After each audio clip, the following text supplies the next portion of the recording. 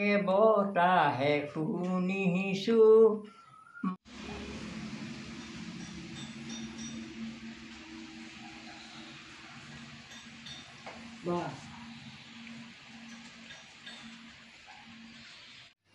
আজি উপস্থিত আছোঁ আমাৰ একালৰ সহকৰ্মী সাংবাদিক তদুপৰি কটন মহাবিদ্যালয়ৰ বৰ্তমান কটন মহাবিদ্যালয়ৰ এসময়ৰ ছাত্ৰ চকীমুখ উচ্চতৰ মাধ্যমিক বিদ্যালয়ৰ প্ৰাক্তন অধ্যক্ষ তথা সাংবাদিক বীৰেন শৰ্মা ছাৰ। আজি তেখেতৰ গীতিক আৰু তেখেতৰ ৮৪ সংখ্যক জন্মদিন। আজি আমি তেখেতৰ বাসগৃহত উপস্থিত আছোঁ। তেখেতৰ পৰা আমি জানিব বিচাৰিম কিছু কথা জানি আমি আমাৰ শ্ৰদ্ধাৰ দৰ্শকসকলক জনাব বিচাৰিম। আমি ছাৰৰ লগত কিছু কথা পাতিবলৈ আগবাঢ়িছোঁ। মোৰ সন্মুখতে আছে ৮৪ বছৰীয়া জন্মদিন, আপোনাক শুভেচ্ছা জনাইছোঁ। কেনেকুৱা অনুভৱ? ৮৪ বছৰ আজি উপনীত হ'ল। ৮৩ বছৰে আপুনি এজন সফল ডেকাগতেই লাগি আছে। কি ক'ব, কেনেদৰে আপুনি মই মানে কটন কলেজৰ পৰা যেতিয়া ওলাই আহিলোঁ বি এ পাছ কৰি, মই মানে স্থানীয়ভাৱে জিৰণিয়ে নাপালোঁ। ধৰা প্ৰথমতে গ'লোঁ তিনিচুকীয়াৰ বৰগুৰি হাইস্কুল বুলি এখন মানে নিউলি ফাউণ্ডেড স্কুলত লাগিবলগীয়া হ'ল। তাৰপিছত বৰদুবি হাইস্কুল আহিলোঁ। তাৰপিছত চকীমুখ হাইস্কুলত পাৰ্মানেণ্টকৈ সোমালোঁ আৰু সেইখন পাতিলোঁ অন্য ৰাইজৰ লগতে। তাৰপিছত তোমাৰ নাজিৰা কলেজত লাগিলোঁ। তাৰপিছত আজি ১৮ বছৰ আগতে সংবাদ সাহিত্য সাংস্কৃতিক মঞ্চ বুলি সংগঠন এটা খুলিলোঁ। ইমানেই। আৰু মই 1950 চনৰ বৰ ভূমিকম্পৰ কথা নিশ্চয় মনত আছে। তেনেকুৱা কিমান বয়স আছিলে আপোনাৰ? মোৰ বয়স মই অনুমান কৰিব পৰা মতে ৫ বছৰমান আছিলে। এনে ভূমিকম্পৰ কথা কিমান জানে? ৫ বছৰ নহয়, ৪১ চনলৈ ৯ বছৰ ধৰা, তেনেকুৱা ৯ বছৰমান ল'ৰা আছিলোঁ। আৰু আমি দেখিছিলোঁ যে ভালেমান দিনলৈকে এই আহিলে নহয় ভূমিকম্পটো, অকণমান কাম কৰিবলৈ সাজু হওঁতে আকৌ আহিলোঁ, আকৌ কিবা এটা তুমি কৰিবলৈ ল'লে আকৌ আহিলোঁ।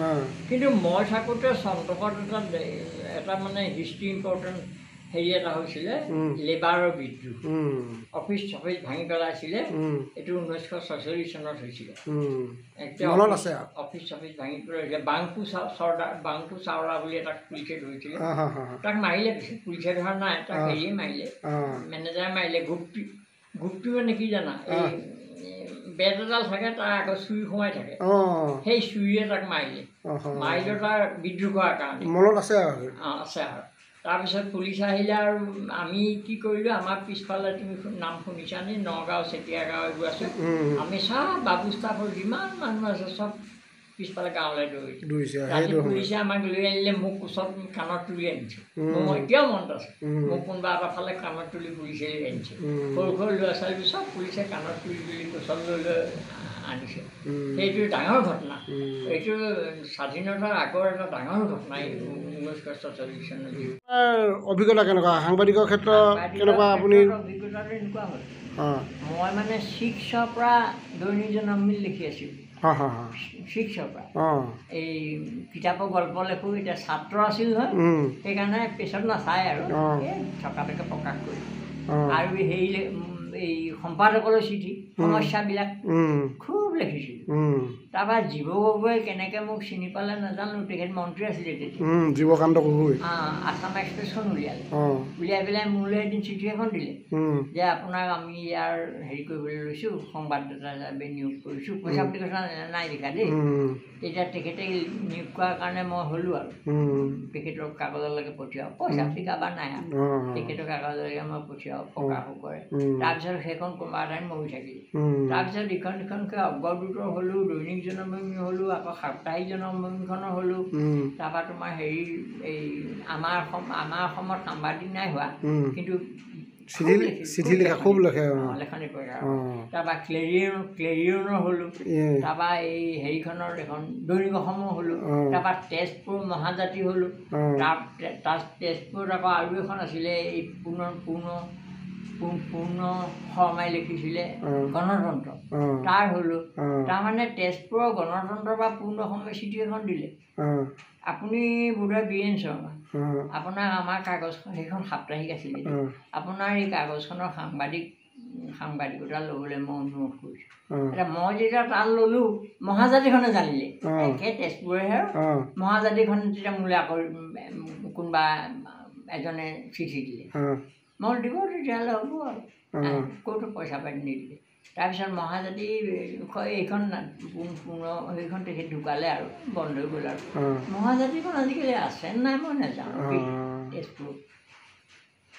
তেনেকৈ সাংবাদিকতাৰ লগত জড়িত হয় নহয়? আৰু আমাৰ যে আমি সাংবাদিকখিনি একেলগে প্ৰেছ ক্লাবৰ পৰা যাওঁতে আপুনি যে ফিচকাৰী মিটকাৰী কথা কয়, ইমান ভাল লাগে, এই কথাবোৰ কেনেকৈ আহে আপোনাৰ মনলৈ? মোৰ যোগ এটা আহিয়ে যায়, মোৰ এনেই মানুহৰ কথা কওঁতে যোগ এটা। মই এই ইয়াত মোবাইলৰ কোনোবাই দিলে হাঁহি উঠা কথা দুই এটা লিখিলোঁ, তাতে হাঁহে আৰু কিছুমান খাপে খাপে পঢ়ি যায়, তোমাৰো আহি যাব কথা একেটা মোলৈ ফোন আহিলে, বালিঘাটত হেৰি এখন ট্ৰাক এখন বৰ বেয়াকৈ পৰি গৈছে, আপুনি আহক, মই কাপোৰ কানি পিন্ধিলোঁ বাৰু, আমি গাড়ী পঠিয়াই দিম, আপুনি আহক। মোৰ ডাঙৰ ল'ৰাটোৱে মাইকী মানুহে ক'লে, ইমান 1 বজা ৰাতি কি হৈছে, 1 বজা ৰাতি আপুনি কেলৈ যাব লাগিছে, নাযাব আপুনি। পিছে মোৰ ভাগ্য ভাল নি, গাড়ীখন নাহিলে। পিছদিনা যে এই মুছলিম এজিপ এজন আছিলে, মই পিছদিনা ৰাতিপুৱা সুধিলোঁ, বোলো কালি বালিঘাটত এনেকুৱা কিবা এটা হৈছিলে নি? একো নাই হোৱা। মই বোলো এনেকুৱা হৈছিলে, খবৰদাৰ ৰাতি কোনোবাই মাতিলে নাহিব দেই। কাৰণ আপুনি স্পটলৈ গৈহে নিউজ কৰে, মানে সেই ৰাতিও গ'লহেঁতেন আপুনি সেইদিনাখন, যদি নিবলৈ আহিলেহেঁতেন আপুনি গুচি গ'লহেঁতেন। মোক কি বা পচন্দ মাতিছে মই ক'ব বোধহয় তাহাঁতৰ এনেকুৱা বাতৰি ওলাইছে যে আটাইবোৰ সাংবাদিককে ঠাণ্ডা কৰি তাহাঁতৰ মনোভাৱটো তেনেকুৱা আছিল। আপুনি মানে বিপদৰ পৰা বাচিছে সেইদিনা। সেইটো আৰু নাজিয়া সাংবাদিক জগতৰ বিষয়ে কি ক'ব, নে ইয়াত সাংবাদিকসকল কেনেকুৱা? নাজিয়া সাংবাদিকসকল প্ৰথম কথা হ'ল সাহসী, আৰু দ্বিতীয় কথা হ'ল মোৰ যিটো অভিজ্ঞতা জ্যেষ্ঠ সাংবাদিক হিচাপে, এই হেৰি কৰিব পৰা, কণ্ট্ৰাডিক্ট কৰিব পৰা ৰিপৰ্ট নপঠিয়াই, প্ৰায় ৰিপৰ্টবোৰে মই চাইছোঁ নপঠিয়াই। আৰু আটাইতকৈ ভাল খুব ৰিপৰ্ট দিব পাৰে গেলেকী আৰু অন্য কাগজক মই চোৱা নাই, নিয়মীয়া বাৰ্তাত ল'ৰাটো ভাল ৰিপৰ্ট পঠিয়াই। আৰু হাঁহ চৰা এজন ৰিপৰ্টাৰ আছিলে, ভাল পঠিয়াই দিয়ে। আৰু তোমাৰ ৰিপৰ্টবোৰো ভাল, তোমাৰ ৰিপৰ্টবোৰ মই আগতে পঢ়িছোঁ, এতিয়া নাই পঢ়া। তুমি আমাৰ অসমত যেতিয়া দি আছিলা তেতিয়া পঢ়িছিলোঁ, এতিয়া এইখন তুমি এইখন মই নাচাওঁ আজিকালি, আৰু ইয়াত পাবলৈও নাই, বিচাৰিলে পাবলৈ নাই। এনেই ভাল, নাজিয়া সাংবাদিকসকলৰ ষ্টেণ্ডটো ভাল, মই ভাল দেখোঁ। প্ৰথমতে সৰুতে কি হ'ম বুলি ভাবিছিলে? ইঞ্জিনিয়াৰ হ'ম বুলি ভাবিছিলোঁ, নহ'লেগৈ। নহ'লো মানে কি, আমাৰ দেউতাই বাগানৰ চাকৰি কৰে আৰু দাদাই হেৰি কৰে, মানে এই উপেন্দ্ৰতকৈ সৰুটোৱে বাগানত কাম কৰিছিলে, সিয়ে মোক পঢ়ালে আৰু মানে মাষ্টাৰ ডিগ্ৰী লৈ আৰু স্কুলতে হাইস্কুলতে সোমালেগৈ। জীৱনৰ BA পাইছে, তাৰমানে আপোনাৰ লক্ষ্য যিটো আশা কৰিছিলে সেইটো নহ'লেগৈ? নহয়, মোৰ সেইবোৰ হ'ল। মই মানে সমাজত জনপ্ৰিয় হোৱাটো মোৰ জীৱনৰ একদম অকলশৰীয়া এটা ইচ্ছা আছিল, সেইটো হ'লগৈ। মই যে তুমি আচৰিত হ'বা, ইমান আজি মোৰ জন্মদিন, ফেচবুক তুমি যদি মোৰ মোবাইল চোৱা আচৰিত হ'বা, 300-400 মানুহে ফোন কৰিছে। বৰ্তমান আপুনি সংবাদ সাহিত্যৰ লগত জড়িত আছে, ইয়াত এতিয়া কেনেকুৱা পাইছে আপুনি? সংবাদ সাহিত্যটো ভাল, সংবাদ সাহিত্য মহিলাই বোলা তুমি, পুৰুষী বোলা তুমি, আটাই বৰ ইণ্টাৰেষ্টিং। আৰু এটা মই ভাল পালোঁ, মই আজি এক্টিভ হিচাপে 18 বছৰ থাকিলোঁ, কোনো এগৰাকী মহিলা, কোনো এজন সদস্যই মোৰ কথা এটা নেপেলালে। মই যিটোকে ক'ব বিচাৰোঁ মোৰ কথা নেপেলালে। তাৰপিছত আপুনি ধৰক